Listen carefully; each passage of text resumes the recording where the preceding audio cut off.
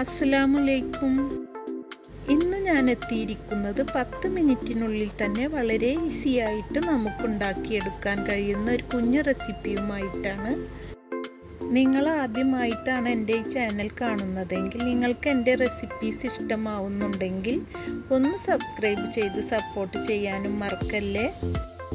നിങ്ങളുടെ അഭിപ്രായങ്ങളും നിർദ്ദേശങ്ങളും കമൻറ്റ് ബോക്സിലൂടെ അറിയിക്കാനും മറക്കരുത്. ഇനി നമുക്ക് റെസിപ്പി ഒന്ന് കണ്ടു നോക്കാം.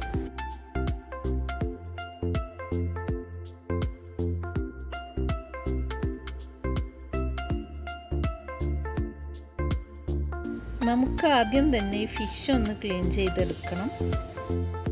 ഇപ്പോൾ ഇത് ഞാൻ ക്ലീൻ ചെയ്തെടുത്തു. ഞാനിത് ചെറുതായി മുറിച്ചെടുക്കുന്നില്ല.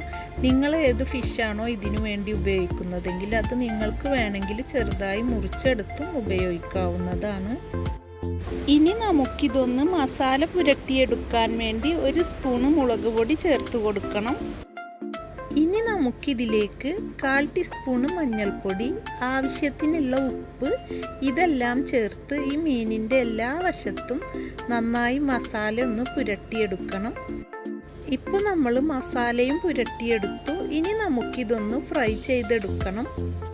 ഒരു പാനിലേക്ക് 5 ടേബിൾ സ്പൂണ് വെളിച്ചെണ്ണ ചേർത്ത് കൊടുത്തതിലേക്ക് നമ്മൾ മസാല പുരട്ടി വെച്ചിരുന്ന ഫിഷും ഇപ്പോൾ ചേർത്ത് കൊടുത്തു.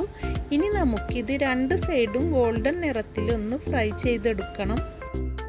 ഇപ്പോൾ ഇത് ഒരു ഭാഗം റെഡിയായിട്ടുണ്ട്. ഇനി നമുക്കിതൊന്ന് തിരിച്ചിട്ട് കൊടുക്കണം. സാധാരണ നമ്മൾ ഫിഷൊക്കെ ഫ്രൈ ചെയ്തെടുക്കുമ്പോൾ നന്നായി വേവിച്ചെടുക്കാറുണ്ട്. ഇത് അത്ര തന്നെ വേവിച്ചെടുക്കേണ്ട ആവശ്യമില്ല. ഇപ്പം ഇത് 2 സൈഡും ഗോൾഡൻ നിറത്തിലായിട്ടുണ്ട്. ഞാനിതൊരു പാത്രത്തിലേക്ക് മാറ്റി. ഇനി നമുക്കിതിലേക്ക് വേണ്ട ബാക്കി ഇൻഗ്രീഡിയൻസുകൾ ഒന്ന് റെഡിയാക്കിയെടുക്കണം. ഇനി നമുക്കിതിലേക്ക് വേണ്ടത് 3 തക്കാളി, 4 പച്ചമുളക്, 5 ചെറിയ ഉള്ളി, 1 ഉണ്ട വെള്ളുള്ളി, അല്പം കറിവേപ്പില. നമ്മൾ എടുത്ത 3 തക്കാളിയിൽ 1 എണ്ണം ചെറുതായി മുറിച്ചെടുത്തു. 2 എണ്ണം റൗണ്ട് പീസുകളായാണ് മുറിച്ചെടുത്തത്. പച്ചമുളകും വെള്ളുള്ളിയും ചെറിയ ഉള്ളിയും ചെറുതായി മുറിച്ചെടുത്തു.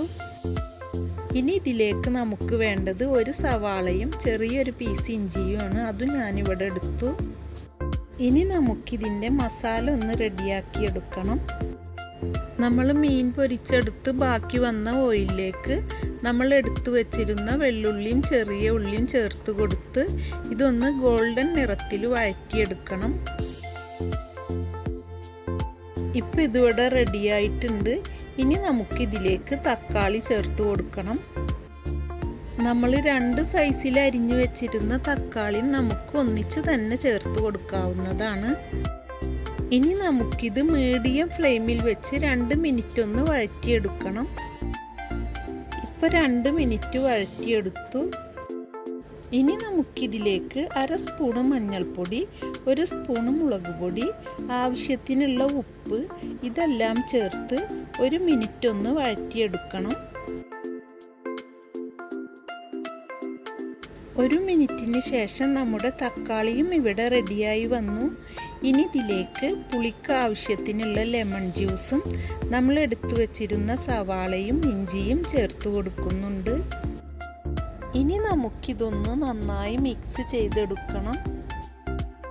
നമ്മൾ ഇതിൽ ചേർത്ത സവാള ഈ ടൈമിൽ വേവിച്ചെടുക്കരുത്. ഇനി ഇതിലേക്ക് നമ്മൾ ഫ്രൈ ചെയ്ത് വെച്ചിരുന്ന ഫിഷ് ചേർത്ത് കൊടുക്കണം. ഇനി ഇതിനു മുകളിലേക്ക് നമ്മൾ എടുത്തു വച്ചിരുന്ന പച്ചമുളകും വേപ്പിലയും ചേർത്ത് കൊടുത്ത് ഉള്ളി മസാല കൊണ്ട് ഈ ഫിഷിനെ നന്നായി ഒന്ന് കവർ ചെയ്തെടുക്കണം. ഇനി ഇതൊരു മിനിറ്റ് അടച്ചു വെച്ച് ഒന്ന് ആവി കയറ്റിയെടുക്കണം. ഇപ്പോൾ 1 മിനിറ്റ് കഴിഞ്ഞു. ഇനി നമുക്കിതൊന്ന് തിരിച്ചിട്ട് കൊടുക്കണം. ഇപ്പോൾ തിരിച്ചിട്ടു. ഇനി ഇതിനു മുകളിൽ നമ്മൾ നേരത്തെ ചെയ്ത പോലെ ഉള്ളി മസാല നന്നായി കവർ ചെയ്തെടുക്കണം. ഇനി നമുക്കിത് 1 മിനിറ്റ് കൂടി ഒന്ന് അടച്ചു വെക്കണം. ഇപ്പോൾ 1 മിനിറ്റിന് ശേഷം നമ്മുടെ ഫിഷും ഇവിടെ റെഡിയായിട്ടുണ്ട്. വളരെ ടേസ്റ്റിയായൊരു റെസിപ്പിയാണ്. ഉണ്ടാക്കാനും വളരെ സിമ്പിളാണ്. നിങ്ങളെല്ലാം ഇതൊന്ന് ട്രൈ ചെയ്ത് നോക്കണം. നമ്മൾ ഇതിൽ ചേർത്ത് കൊടുത്ത പച്ചമുളകിൻ്റെയും ഉള്ളിയുടെയും ഒക്കെ നീരിൽ കിടന്ന് നമ്മുടെ ഫിഷ് ഇപ്പം നല്ല സോഫ്റ്റായി വന്നിട്ടുണ്ട്. നമ്മളിതിൽ ചേർത്ത് കൊടുത്ത പച്ചമുളക് ഒരുപാട് ടൈമൊന്നും കുക്ക് ചെയ്തെടുക്കാത്തതുകൊണ്ട് ഇതിന് പച്ചമുളകിൻ്റെ നല്ലൊരു സ്മെല്ലും വരുന്നുണ്ട്. വളരെ ടേസ്റ്റിയും ഈസിയുമായ ഈ റെസിപ്പി നിങ്ങൾക്ക് ഇഷ്ടമായെങ്കിൽ ലൈക്കും ഷെയറും ചെയ്യുക. നിങ്ങൾക്ക് ഇഷ്ടമായില്ലെങ്കിൽ ഡിസ്ലൈക്കും ചെയ്യുക. അടുത്ത നല്ലൊരു വീഡിയോയുമായി ഇനിയും നമുക്ക് കാണാം. നിങ്ങൾക്കെല്ലാം എൻ്റെ സലാം.